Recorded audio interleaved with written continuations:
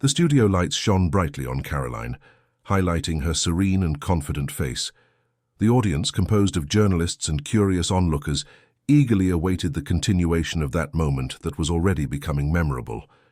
Seated in front of her, the TV host, known for his critical and sharp demeanor, cast a challenging glance before repeating the order that echoed like an ultimatum. "Take that off." Silence filled the room, tense and almost palpable. All eyes turned to Karoline, who wore a simple necklace, one laden with meaning. To her, it wasn't merely an adornment. It represented her faith, her convictions, her identity. The host's request was not merely an attack on a symbol, but a challenge to her very essence. Karoline knew it. She knew she was being tested, that this moment could define her image in the eyes of the public and, more importantly, herself. She took a deep breath and, instead of reacting with indignation or anger, tilted her head slightly and smiled. A calm smile, almost imperceptible, yet carrying an incomparable strength. "You want me to take off my faith?" Her voice was firm, yet gentle, without any hint of aggression. The host hesitated. He had not expected that response, not in the way it was delivered. The audience remained silent, attentive to every word, every gesture. Karoline continued, "This necklace is not merely an accessory. It is a reminder of my faith, of my connection with God, of my strength in difficult times. You're asking me to remove it because you disagree with it." The host leaned back in his chair, his eyes studying every detail of Karoline's face. He could easily have turned that moment into a spectacle of heated debate, but something in the way she spoke disarmed him.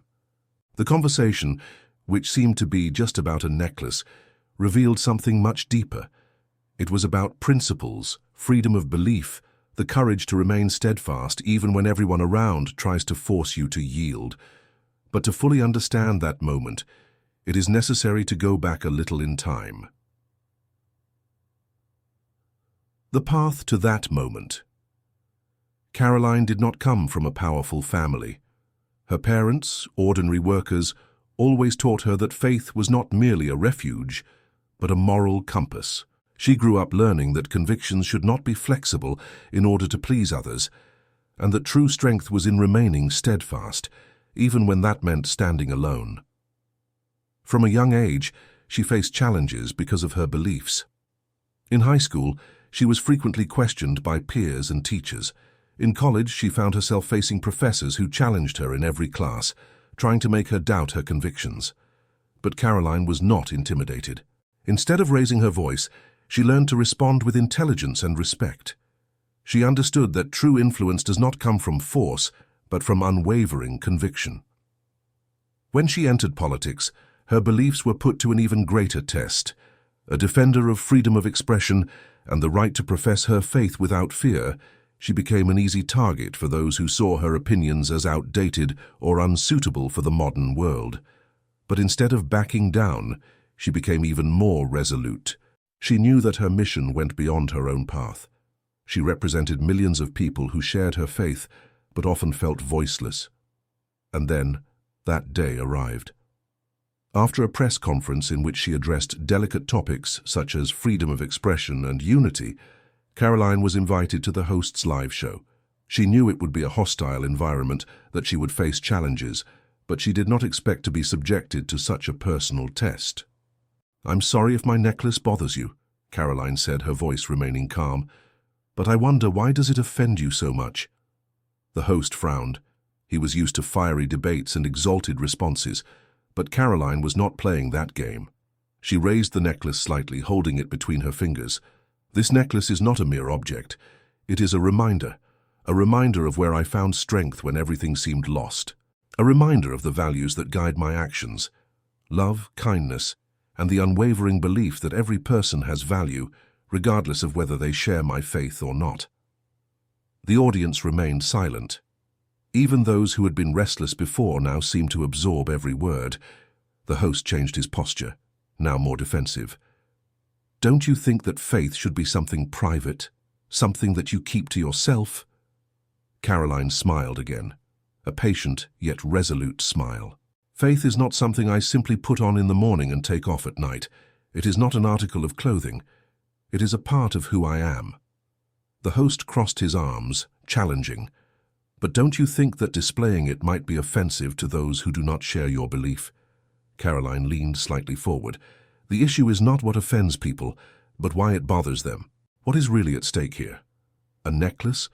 Or the idea that we can have different convictions and still coexist with respect?" The studio fell silent again. The cameras recorded every expression, every nuance of that moment which was beginning to transcend a mere televised clash. Karoline continued, "I do not wear this necklace to force anyone to believe what I believe. God gave us free will, and I deeply respect that. But I wear it because it reminds me of the battles I've faced, of the hardships I've overcome, not by my own strength, but by God's grace." The host, who had previously seemed in control of the situation, now struggled to find an answer.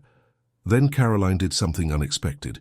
"You may not share my faith, and I respect that. But can you look me in the eyes and say that you never needed something greater than yourself to face life's challenges?" The question hung in the air, and for the first time in the interview, the host hesitated. The cameras captured his thoughtful expression, something that rarely happened with him. Karoline noticed the impact of her words. True freedom is not in hiding our beliefs to avoid discomfort. It is in learning to respect differences without trying to erase what makes us unique. The audience began to murmur, some nodding their heads, others still digesting Karoline's words. The host looked at her, opened his mouth to respond, but nothing came out. He was there to challenge her, to expose her. But in the end, it was she who made him reflect. The silence in the studio was broken by timid applause, which quickly grew in intensity. Karoline maintained her serene posture, but inside she knew that she had achieved something important. She had not only defended her faith, she had shown the world that true strength lies in remaining firm without losing grace. The studio still echoed with applause. Karoline remained motionless, not taking her eyes off the host, who seemed to process everything that had happened. What began as an attempt to shame her turned into something greater. The audience, initially hesitant, now demonstrated a silent respect. Even those who did not share the same beliefs could feel the truth and firmness in Karoline's words. The host cleared his throat, composing himself. A veteran in the television world, accustomed to confrontations and heated debates, he now found himself at a loss for words. "Well," he began, still searching for the best way to regain control of the situation. "You speak with great conviction, Karoline, but I still believe that there are appropriate times and places to express certain beliefs." Karoline nodded slightly, without losing her composure.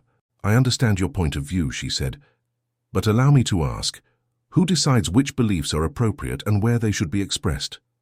The host opened his mouth to reply, but Karoline continued before he could. "If my faith were different, if it were something more aligned with the dominant culture, would you still ask me to hide it?" That question stirred the audience. The host frowned, uncomfortable.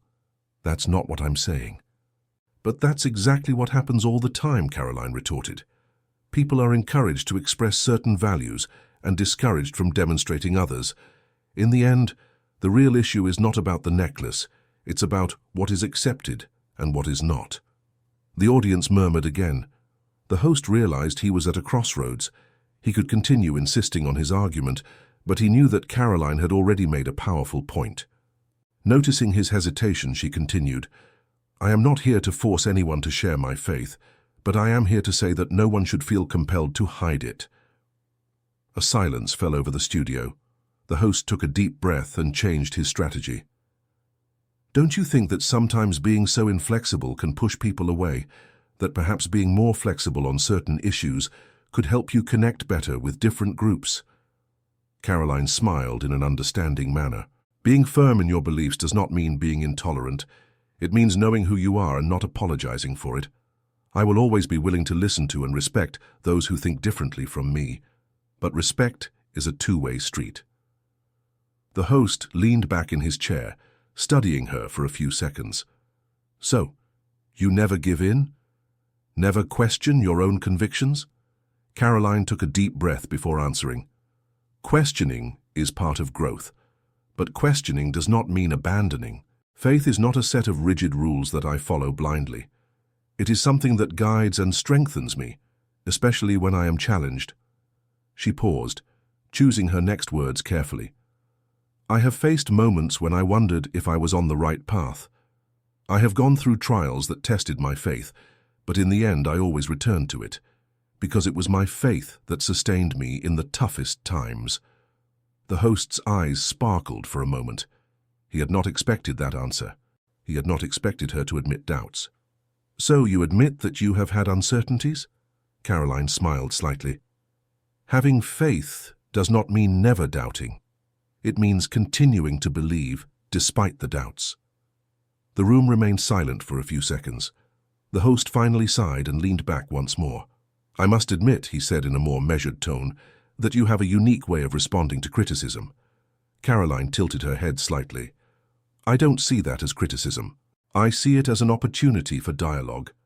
The audience began to murmur again, some nodding their heads. The atmosphere in the studio had completely changed. What began as an attempt to embarrass Karoline now seemed more like a deep discussion about respect and freedom of belief.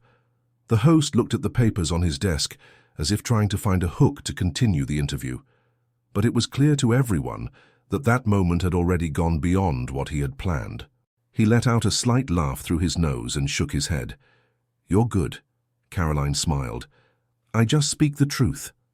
The host made a gesture to the crew, signaling that they needed to wrap up. He looked at Karoline once more and said, I do not agree with everything you said today, but I respect the way you stand by what you believe. Karoline nodded.